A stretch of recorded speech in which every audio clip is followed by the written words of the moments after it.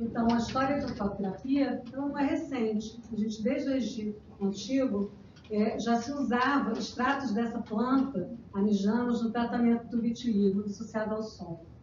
Em 1896, o Finsen ele criou lâmpadas que emitiam radiação e tratou pacientes com lúpus vulgar.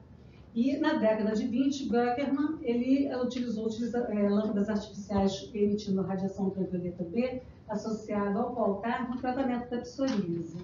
Mas somente na década de 70, Fitzpatrick ele utilizou um fotossensibilizante, que a gente vai ver, que é o 8-metoxipsoraleno, associado à radiação ultravioleta A, o que a gente chama de, nesse acrônimo, PUVA, que é o psoraleno associado à radiação ultravioleta A.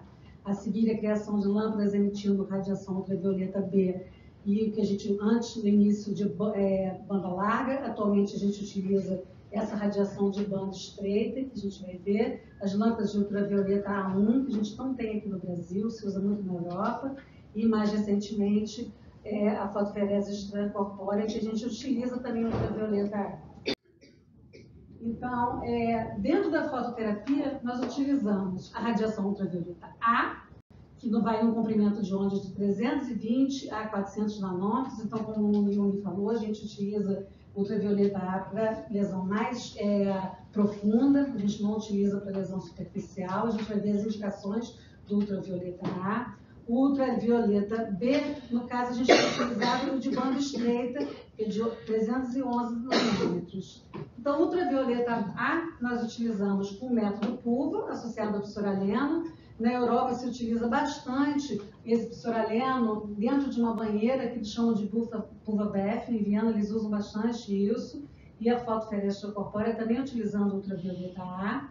O ultravioleta B, antigamente nós utilizávamos bastante a banda larga. Hoje em dia a gente só utiliza, então, como eu falei, o ultravioleta de banda estreita. A radiação ultravioleta A1, que existe bastante na Europa, que se utiliza bastante para esclerodermia e para dermatite atópica, a terapia fotodinâmica e o Excimer laser e o Excimer lambda, que se utiliza também ultravioleta, na faixa do ultravioleta. Então, nós temos como equipamentos as cabines de fototerapia, e hoje em dia a gente tem bastante, ou cabine só com ultravioleta A, ou então cabine associada com ultravioleta A, e lâmpada ultravioleta B de banda estreita. Então, quando nós queremos utilizar ultravioleta A, nós selecionamos aqui, e ultravioleta B de banda estreita, nós selecionamos do outro lado e ligam só as lâmpadas de ultravioleta B de banda estreita. Quando esses são aparelhos para radiação de mão e pé, a gente utiliza bastante no caso da hemato, para linfoma, quando tem hiperceratose palmo-plantar, as cabines de fototerapia com ultravioleta A1, as calhas de home therapy, que se utiliza bastante nos Estados Unidos, pacientes que não têm tempo de ir fazer o tratamento no centro de fototerapia. Então, em alguns centros aqui no Rio de Janeiro, menores também, serviço de dermatologia, utilizam essas calhas de ultravioleta e as máquinas de fotoferese extracorpórea. Então, quais são as vantagens da fototerapia? Ainda uma opção? Então, os pacientes que não toleram medicações sistêmicas, com comorbidades, com interações medicamentosas, com toxicidade prévias às outras drogas, ineficácia de medicações sistêmicas, uma boa relação custo-benefício frente a muitos quimioterápicos, com redução de complicações infecciosas. E as desvantagens: o acesso aos centros de fototerapia, que muitas vezes é distante, o tempo de tratamento, que muitas vezes é prolongado, e a cobertura pela seguradora, porque, em geral, os planos eles não cobrem a fototerapia, principalmente a ultravioleta B de banda estreita. Então, dentro das indicações de fototerapia, então, as indicações mais comuns são a psoríase, dermatite atópica, o ultravioleta B, depende do tipo de radiação. Cada vez mais a gente tem largado o PUVA e usado o ultravioleta B de banda estreita, e a gente vai mostrar isso. No caso dos linfomas, a gente vai mostrar discriminadamente em que tipo de linfoma a gente utiliza. Então, o ultravioleta B, ele afeta os queratinócitos epidérmicos e as células de Langerhans. Então, por isso a gente utiliza na micose fungoide hipopigmentada, nas lesões com manchas, né, no tipo 1A. Ultravioleta A, então ele vai mais profundamente, então a gente utiliza bastante nos linfomas com placas mais espessas, na doença enxerto, a gente vai mostrar pós-transplantado de medula, com lesão de esclero. Então, a indução da apoptose é importantíssima nesse mecanismo de ação da fototerapia. Então, no método PUV, a gente utiliza isso. O 8-metoxypsoraleno, que é esse fotossensibilizante, ele se intercala com as bases de pirimidina do DNA. E com isso você leva à apoptose do linfócito. Então, o mecanismo de ação se dá por remissão, e essa remissão é induzida por reações fototóxicas controladas. Então, é importante que o paciente seja um paciente que seja assíduo ao tratamento, porque a gente precisa desse acúmulo da radiação para a gente ter esse efeito da indução da apoptose. Então, algumas doenças, como a gente falou, elas respondem melhor a uma forma de terapia, fototerapia, do que a outra, e a realidade médica do paciente, como a gente falou, é que vai decidir qual é o tipo de radiação, né? O PUV a gente utiliza, então, o psoraleno sistêmico, como a gente já falou, existem formas locais que fazem o PUV-ADF, o 8-metoxypsoraleno nessa dose. Aqui no Brasil a gente não utiliza o 8-metoxypsoraleno, na Europa eles usam bastante. O esquema de tratamento, isso é mais do fototerapeuta, a gente utiliza bastante aqui no Brasil, fototipo de pele, a gente não calcula como nos Estados Unidos a dose fototóxica mínima, e a gente sempre orienta o paciente que após a ingestão do fotossensibilizante, do metoxypsoraleno, que ele proteja, porque existe uma descrição de que existe no cristalino a passagem do psoraleno. Então a gente só pede no dia que ele toma o remédio, por 10 horas, se ele se expuser à radiação solar, para que ele faça fotoproteção com os óculos escuros, após a ingestão. Então, os efeitos adversos do PUV agudos, então, principalmente o metoxypsoraleno, que já falou, é intolerável, ele dá bastante náusea. Com frequência, a gente faz fotoproteção gástrica, sintomas de tontura, principalmente, as queimaduras. Então, aquela coisa de que vai ficar bronzeado, a gente tenta evitar o bronzeamento, tem que ser uma coisa uma forma muito leve, porque o próprio bronzeamento, quando é muito rápido, ele serve, a melanina serve de barreira para a penetração da radiação. Então, a gente evita esse bronzeamento muito rápido no paciente. Os efeitos tardios, então, o bronzeamento tardio, vai acontecendo aos poucos, os epióide de melasma, fototoxicidade crônica, que é a fotonicose, que a gente parte as unhas, a gente pede para proteger com esparadrapo, os fotodano e o câncer cutâneo, que a gente vai falar mais adiante, que é o principal follow-up que a gente tem que fazer nesse paciente. Então, ultravioleta D, de banda estreita, a gente, em geral, quando o paciente não tem muita lesão, a gente tem tentado utilizar a ultravioleta de banda estreita como primeira escolha. A gente pode usar em grávida, em fototipo de pele mais baixo, o dermato usa muito essa expressão, que são os pacientes de pele mais clara, crianças, em crianças até 12 anos de idade, a gente, em princípio, só utiliza a ultravioleta de banda estreita. Algumas drogas que não podem ser associadas, como o voriconazol ou a melprometazina. A gente evita fazer PUVA em pacientes que estão em uso de voriconazol ou prometazina, porque ele é uma droga fotossensibilizante. Fora os diuréticos e outras drogas. Ele não tem intolerância gastrointestinal, porque não tem a droga, né? E ele tem um menor risco de fotocarcinogênese, isso já está escrito. O PUVA tem um aumento no risco de carcinogênese cutânea e com o ultravioleta de banda estreita a gente fica mais descansado com relação a esse efeito. Então, como a gente falou, o PUVA a gente tem que se preocupar com a fotocarcinogênese e quando chega na faixa de 350 a gente já vai avisando, olha, cuidado que já está chegando na dose limite. É lógico que a gente vai sempre prestar atenção na relação custo-benefício. Se o paciente que não tem como fazer outro tipo de tratamento, a gente vai continuar e se aparecer alguma lesão, a gente vai retirar. A gente tem alguns casos em que a gente, mesmo ultrapassando as 350 sessões, a gente acaba mantendo e observando esse paciente de perto. Mas o mais comum que a gente vê é o epidermose, realmente. Esse foi o europeu de dermato, mostrando, então, que é importante também a fotoproteção genital. A gente pede ao paciente para utilizar o eco, então o protetor de jogador de futebol, né? E prestar atenção com relação, que não está nada certo ainda, com relação ao risco de melanoma nesses pacientes que fazem púrpura, mesmo fazendo follow-up a longo prazo.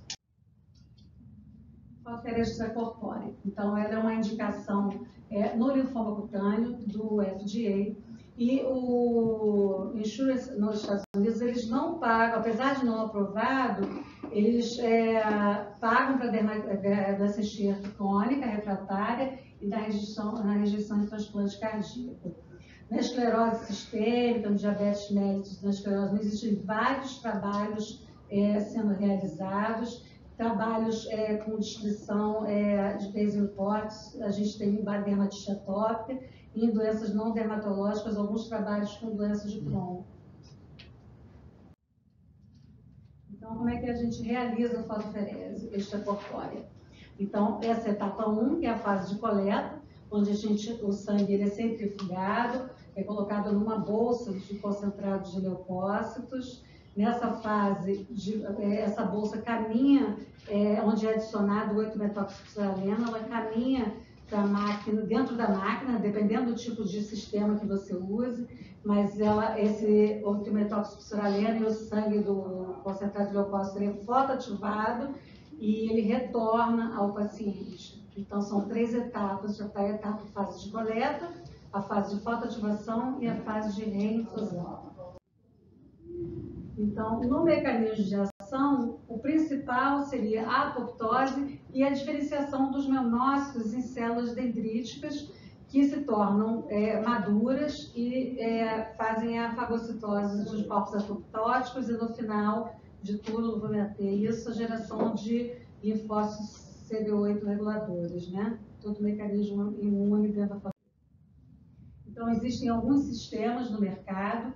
Esse é o sistema que a gente tem aqui no Brasil, que é o sistema inline, em que a gente tem no mesmo máquina um separador de células com fluxo contínuo e agora das Celix. As vantagens seriam a facilidade do uso, o menor volume extracorpóreo e a curta duração do procedimento de segurança, e as desvantagens, o alto custo do kit e o número limitado de leucócitos coletados.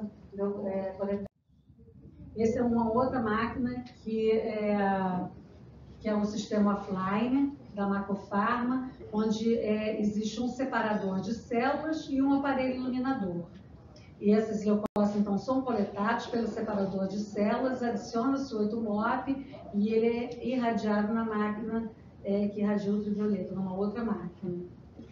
No EBMT, eles mostraram um outro sistema também, que é esse da Fresenius, que é também um sistema offline, como o da Macropharma, que a gente também ainda não tem aqui. Então, as características em criança, sempre prestar atenção com relação ao volume extracorpóreo durante a aférese, que pode resultar em instabilidade hemodinâmica. Agora, com a máquina da Celix, a gente tem um pouquinho mais, fica um pouquinho mais descansado, mas baixo peso, realmente o ideal é que a gente faça separado, né? Faça a técnica do mini buff coach.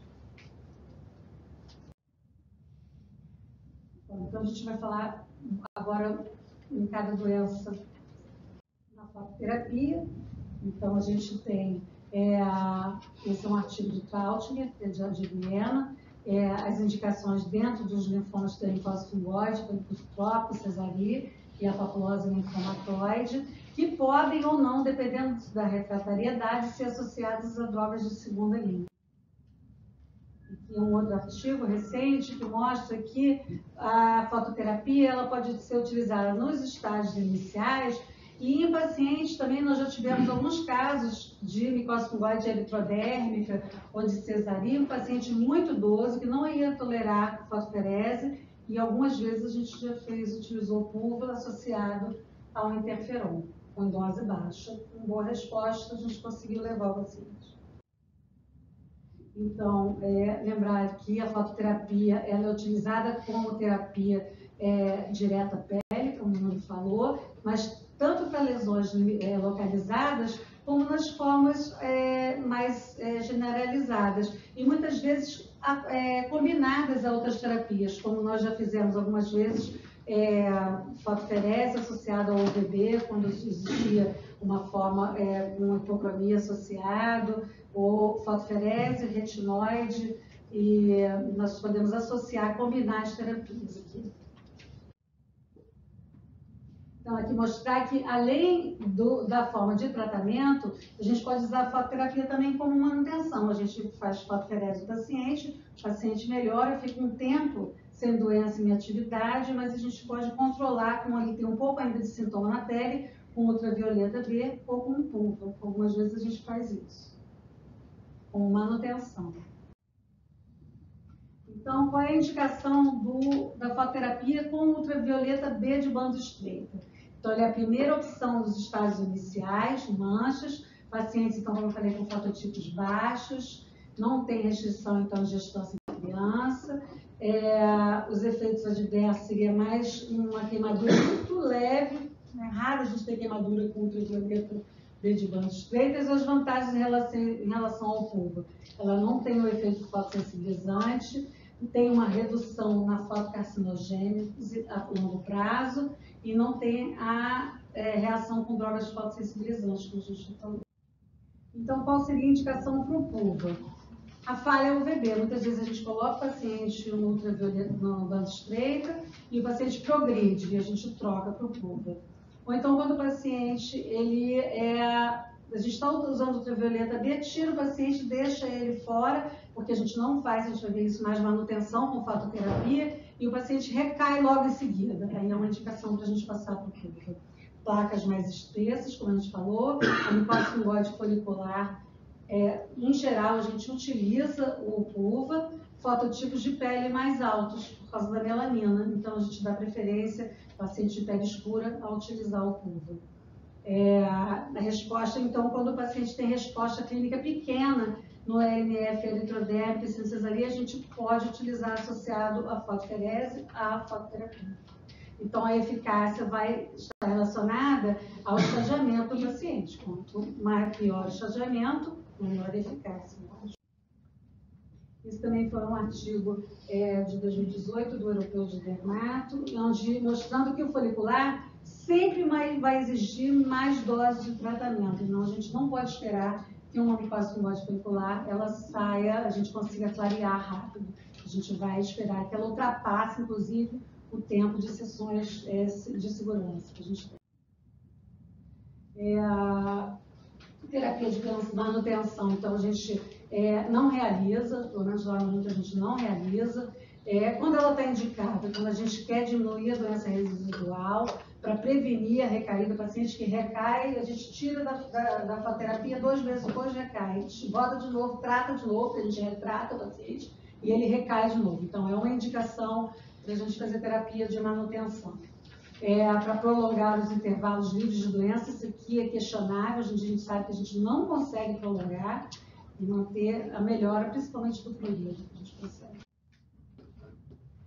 A associação, então, da fototerapia aos retinoides, a gente não tem bexaroteno, já tive paciente que já utilizou bexaroteno, mas a gente tem o acitretin, que a gente consegue, assim, de um jeitinho ou de outro lá no INCA, né, e a gente faz o acitretin, principalmente quando tem muita hiperceratose, para a gente diminuir o extrato córneo. O interferon a gente utiliza com dose baixa, e já existem trabalhos mostrando que depois do paciente foliculotrópico, por exemplo, a gente pode tirar o paciente da fototerapia e manter ele com dose baixa de interferon. A gente já conversou, 600, 1.200 unidades, a gente pode fazer uma manutenção com interferon em dose baixa. O PEG-interferon, infelizmente, ele, por enquanto, a gente está sem ele, que é uma excelente droga que a gente tem estado utilizando fora do INCA. Então, a radioterapia, esse foi um artigo que saiu agora, recente. Essa é uma paciente nossa lá do INCA, uma paciente com micose fungóide folicular, que a gente trata com pulva, mas ela começou a fazer essas lesões tumorais. Então, a gente continua usando pulva, interferon, a citretin, ela tem idade, não usa método contraceptivo, então a gente não utiliza.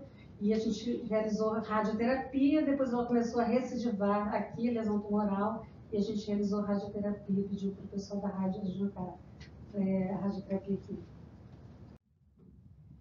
Então, alguns exemplos aqui de antes e depois, com curva, lesão em placa, no estágio B, aqui, as manchas aqui na perna, já com algumas placas, com curva, aqui com lesão tumoral. Muitas vezes a gente trata o paciente com curva e nessas lesões a gente infiltra corticoide. A gente pode fazer corticoide intralesional. E hoje em dia a gente tem utilizado, também começou a utilizar no INCA, o imiquimod em gel, nessas lesões tumorais. Aqui lesão no braço, com curva, lesões em placas extensas. Aqui mais depois, aqui no abdômen. PMA, esse aqui a gente já trocando para o VB da fototerapia para lesões localizadas. Nessa região, aqui na face. A gente tem uma experiência muito boa, porque a forma hipocrômica é uma forma que é mais do dermatologista. Muito comum em criança, então muito confundida com eczemate, dermatite atópica, pitiríase versicolor, então se trata de todas as formas, e a gente utiliza o VB Neurobenge. A gente consegue prolongar bastante, às vezes os pacientes não recidivam mais esse tipo de linfoma cutâneo em criança, principalmente em pacientes neuro.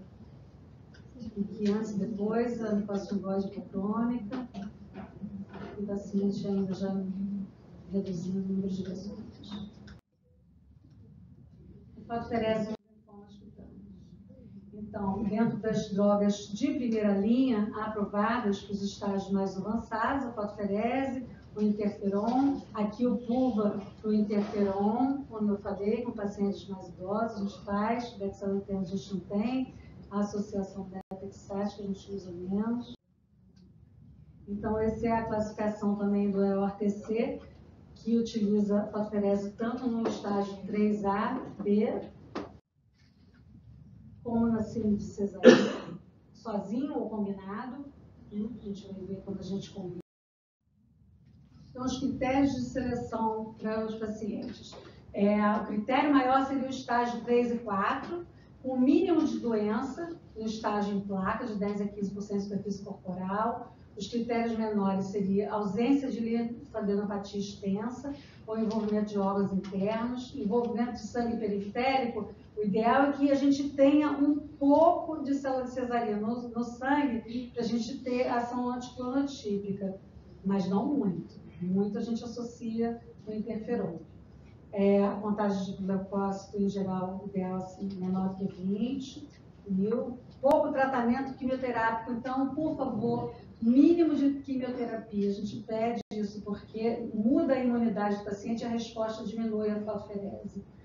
O ideal com duração curta de doença, menor de 2 anos, uma relação CD4-CD8 acima de 10.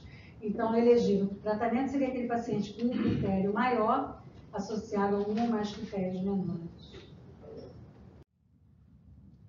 Então, a avaliação clínica a gente faz com percentual em geral de célula de cesaria, relação CD4-CD8, e com a superfície, melhorando a superfície cutânea. O guidelines de fotoferese do EORTC 2014, onde a indicação principal seria um tratamento de primeira linha para micose fungoide eritrodérmica e síndrome de cesaria. Então, a gente, como eu falei, otimizar a seleção desses pacientes. O tratamento ele é feito em 2 dias consecutivos, de 15 em 15 dias, ou 2 ciclos por mês, por mais de 6 meses. A gente aguarda, sempre que pode, 6 meses para obter a resposta, para a gente considerar o paciente sem resposta. Então, com um paciente com resposta acima de 6 meses, a gente mantém esse tratamento até a resposta máxima, que seria a resposta maior do que 50% do baseline, estável por 3 meses. Essa é a classificação da resposta máxima. Então, o tratamento ele deve ser continuado por um período de pelo menos 6 meses. Na resposta máxima, a gente vai reduzindo vagarosamente a cada mês, ou de 2 em 2 meses. E a gente é recomendado que se faça com o paciente com resposta, a gente mantenha uma manutenção com a fotoferese, para a gente não tenha que esse paciente recidivar em seguida, a gente começa a entrar para a quimioterapia. A frequência de sessões de ciclos de fotoferese pode se aumentar em pacientes não respondedores ou se associar outras terapias, como interferon. Doença progressiva, a gente sempre faz terapia associada. E quando o paciente não tem resposta com 6 meses, a gente continua. Quanto ao uso de terapias sistêmicas concomitantes, eles podem ser iniciados a qualquer etapa do tratamento, mas o ideal, se esse paciente não tem um percentual muito alto de células de Sézary, é que se espere pelo menos 3 meses de monoterapia com fotoferese antes de se associar a outra droga. Né? Se esse paciente já se encontra em uso de interferon, outra terapia, então a gente não precisa suspender o tratamento. Isso é o recomendado pelo guideline. As terapias adjuvantes, a gente já falou. Aqui lembrar que a gente usa bastante isso que a gente chama de terapia multimodal. A gente está até montando um artigo sobre isso, em que a gente vai juntando até a gente conseguir ter uma resposta. Então a gente associa curva, a gente não tem elétron beam, que dá uma melhorada na carga tumoral do pele, interferon, retinoide, corticoide tópico. Então, e esse foi um artigo que eu achei interessante, porque isso a gente tem começado a fazer agora. A gente tem tentado biopsiar esses pacientes que recidivam, né, com dificuldade de resposta, na cação do CD30, né? Então, esse é um paciente de 77 anos, que já tinha realizado vários tratamentos anteriores, mostrava uma tomografia com múltiplos nódulos, linfonodos aumentados, no sangue, na pele, mostravam 5 a 10% de expressão parcial de CD30, e ele começou a apresentar um gânglio com infiltração CD30, e aí foi iniciado o brentuximab. Esse paciente teve uma resposta rápida no nodal e na pele, mas após 4 meses retornou a recidiva da pele, né? A hidrodermia. E aí, nessa época, foi biopsiado de novo CD30 negativo e foi iniciada a fotoferese, mas eles mantiveram o brentuximab, e aí, com uma resposta prolongada desse paciente, ele só voltou a recidivar quando ele perdeu o acesso venoso e parou de fazer a fotoferese. Então, isso a gente tem visto um ou outro trabalho, relato de caso da associação do brentuximab com fotoferese. Esse é um caso do Daniel, até um paciente colega, médico, que a gente começou a fazer fotoferese. Ele tinha um percentual, já tinha feito químio, e tinha um percentual pequeno de célula de cesaria, mas a gente teve uma resposta. Esse paciente, há algum tempo, sem doença, em atividade, recidivou de uma forma exacerbada, erythrodermia. A gente associou, esfoliava muito, fotoferese, o aciclitin e o interferon pegilado. Esse paciente continua em manutenção de fotoferese. Essa é uma paciente nossa que está em tratamento, que também a gente, 35% de célula de cesaria, eritrodermia estimulativa, hiperceratose palmo-plantar, e aqui já com uma redução para 17%, com 62 sessões de fotoferese, uma redução no prurido importante.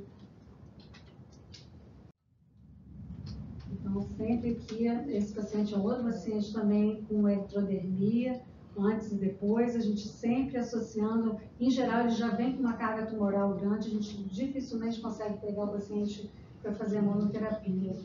No momento, eu apresentei esse paciente, ele se encontra sem eritrodermia, a gente realizando só manutenção com curva 2 vezes na semana. Um outro paciente com redução de carga tumoral aqui no sangue, antes e depois da hiperceratose. Esse foi monoterapia, só com fotoferese. Um outro paciente só com monoterapia também, com melhora da hiperceratose, da eritrodermia, redução da cesaria. Essa é uma paciente interessante, que ela tinha um diagnóstico, firmado pelo Thiago, uma psoríase, foi tratada com anticorpo monoclonal, ciclosporina e nafexate, e em 2014 ela começou com uma eritrodermia, solicitaram a imunofenotipagem no sangue e veio com 20% de células de cesaria. Muito pruriginosa, existe esse questionamento se seria o anticorpo monoclonal que levaria a essa alteração de clonalidade, mas o conceito atual que se acha por a psoríase ser uma doença crônica e que tem uma probabilidade maior de levar à alteração de clonalidade. Então, a gente realizou fosferese, prednisona, a secretina, ela estava muito sintomática, interferon. No momento, ela estava em manutenção, só com fosferese, e ela ficou com bastante lesão hipocrômica. A gente tem feito um efeito só estético com a fototerapia com neurobandos, para melhorar as lesões hipocrômicas residuais. Em alguns casos, a fosferese está indicada para estágio precoce, refratário, né? Então, esse é um artigo que mostra que ela é efetiva, apesar da falta da carga tumoral no sangue periférico, e ele sugere que o envolvimento no sangue ele não é obrigatório para que você tenha uma resposta clínica como previamente postulado. É o que eles colocam nesse artigo. E aqui a gente vai mostrar, então, 2 casos que o Rafael me pediu para mostrar, que são pacientes nossos. Esse é uma micose fungoide foliculotrópica, que a gente fez fosferese, interferon, acitretin, metotrexate e o remifenib. Então, aqui é uma paciente jovem, 44 anos, aqui com 79 sessões, com uma resposta parcial na pele. E aí a gente resolveu transplantar essa paciente. Então, uma paciente que a gente realizou, vocês realizaram transplante haplo com doador irmão, com esse tipo de condicionamento, como eu falando, fludarabina, TBI, ciclofosfamida, profilaxia de Beck, e ela tem programação, porque esse é o segredo no transplante dos linfomas cutâneos, é o DLI, isso que todos os artigos têm colocado, DLI profilático. Antes que o paciente comece a recidivar, a gente tem realizado em doses baixas o DLI profilático.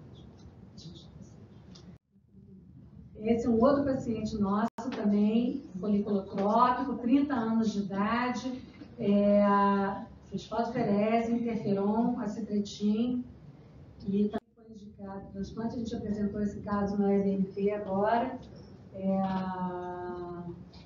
Ele continua ele está programando o 3º DLI profilático agora.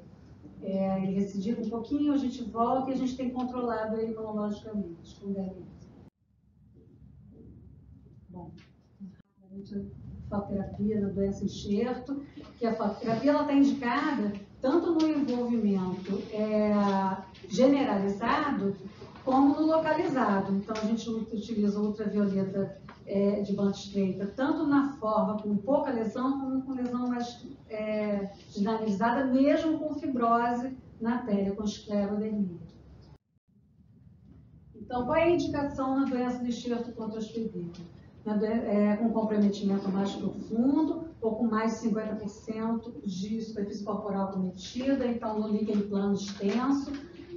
Não sei se todo mundo está acostumado a ver pacientes com doença enxerto crônica e aguda, a gente vai mostrar rapidamente, ou então na doença enxerto com esclero mais extensa, com os fototipos de pele mais altos, quando o paciente tem falta de resposta à ultravioleta B de banda estreita. Quando está indicada a fototerapia com VB de banda estreita, nos pacientes que têm lesão de vitiligo da doença enxerto, os pacientes com ceratose folicular extensa da doença enxerto nas crianças, prurido, às vezes o único paciente só tem esse sintoma, prurido, que é um sintoma comum na classificação de doença enxerto, não é um sintoma diagnóstico. Então, a gente faz o VB e dá uma resposta boa no prurido. O líquen plano-like, quando tem pouca doença, e a morféia localizada. Quando o paciente é intolerante ao 8-MOP, a gente troca do PUVA para o VB nas crianças. Na doença enxerto cutânea associada à hepática, porque existem algumas descrições de hepatotoxicidade com o 8-MOP. E quando o paciente está em uso de fluconazol, quando possível, a gente tenta não fazer PUV e passa para o uso do VB de banda estreita. Algumas respostas antes e depois, o líquen oral sem exposição de ultravioleta intraoral. Então, líquen na pele, antes e depois. Paciente com lesão, ele tinha líquen aqui, tinha vitiligo associado.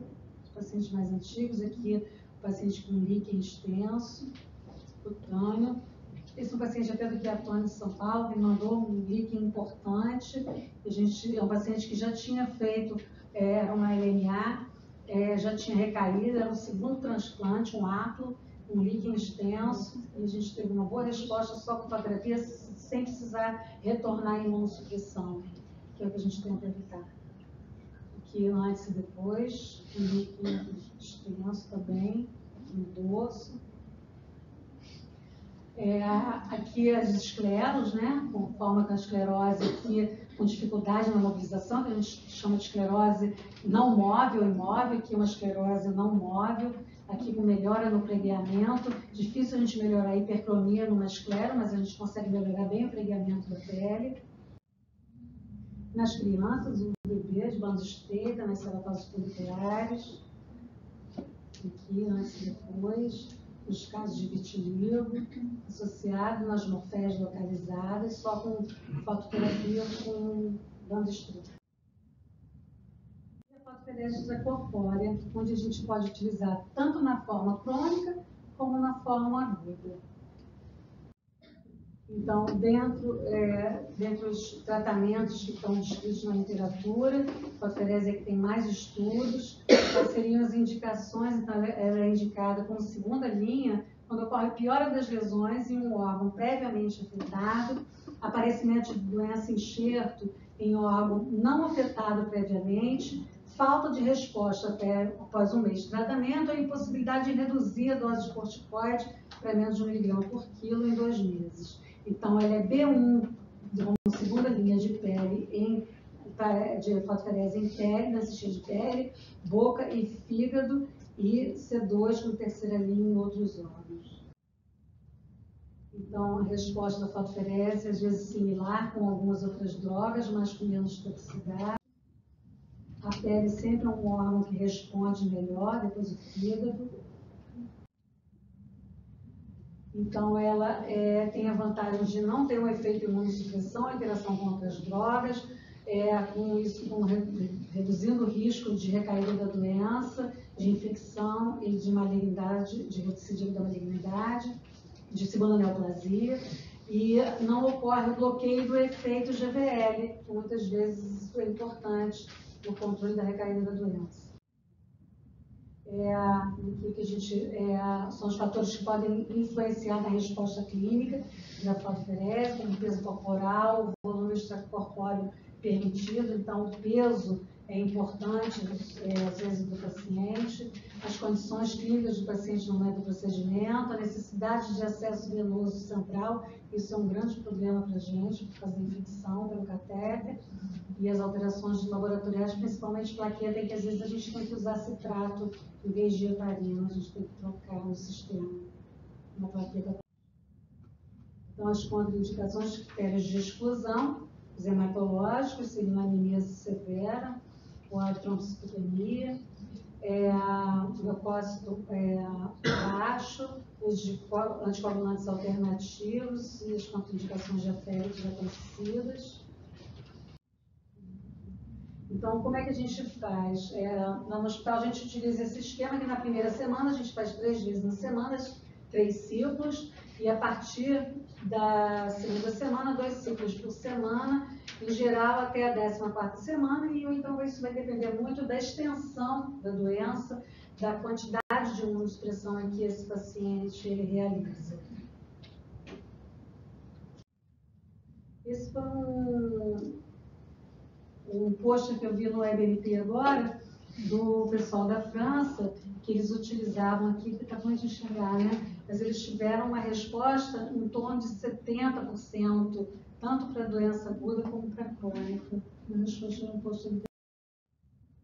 Então, as nossas respostas logo do hospital antes e depois, a gente tem mesclado um pouco da clínica particular com aqui antes e depois, no esclero na pele.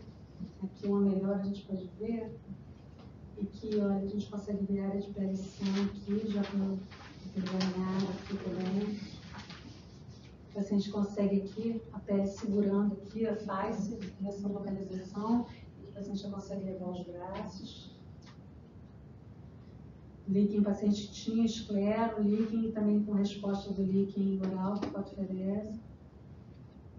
Esclero antes e depois. Também o paciente até o Wellington, mais ou menos, com dificuldade de elevar os membros. A resposta foi o nosso primeiro paciente de fotoferese.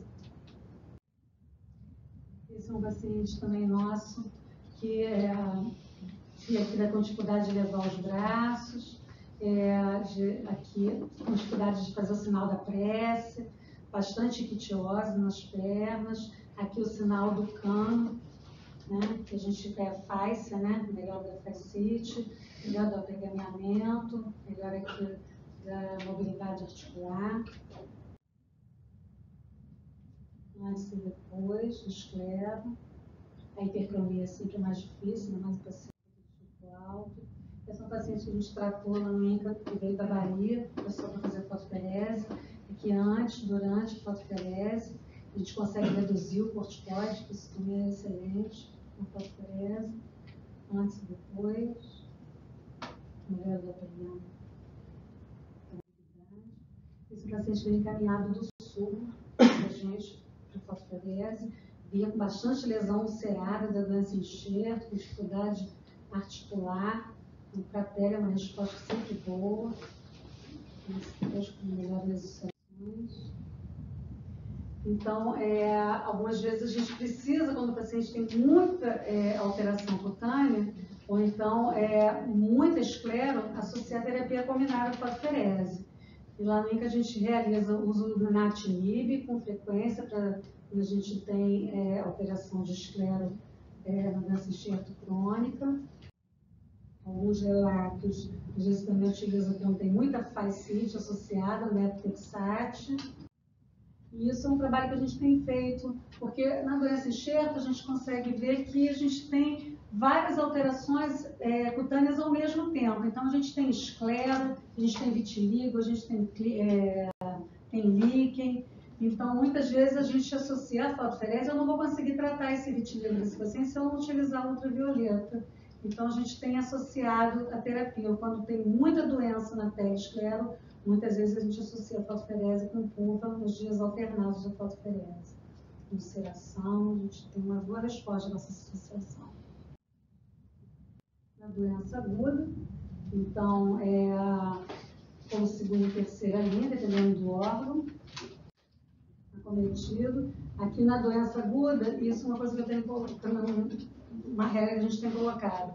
A gente tenta tratar o mais precocemente possível e não existe manutenção. Então, a gente utiliza de 2 a 3 sessões por semana. O paciente melhorou das lesões de pele ou do fígado, a gente retira a fotoferese. Não existe manutenção como na então, para a doença responsiva, na primeira linha de corticoide, para a progressão, então 2 a 3 tratamentos semanais, como a gente falou, não existe evidências de que a manutenção da fotoferese seja benéfica e com resposta completa a gente descontinua. Esse é um trabalho da Grinex, que ela fala exatamente sobre isso. Ela não realiza fotoferese, ela mostrou no EBNT, há 3 anos. Esses são 2 artigos também que eles mostraram lá no EBNT, agora falando exatamente sobre o início precoce da fotoferese na doença enxerto aguda, para tentar reduzir mais rápido a supressão. Esse é um trabalho que eu achei interessante, associando o fluxo com a fotoferese também. Então, antes, um paciente nosso com grau 4, né? Antes e depois, já tinha utilizado o corticoide em dose alta. Essa é uma outra criança nossa também com grau 4, antes e depois.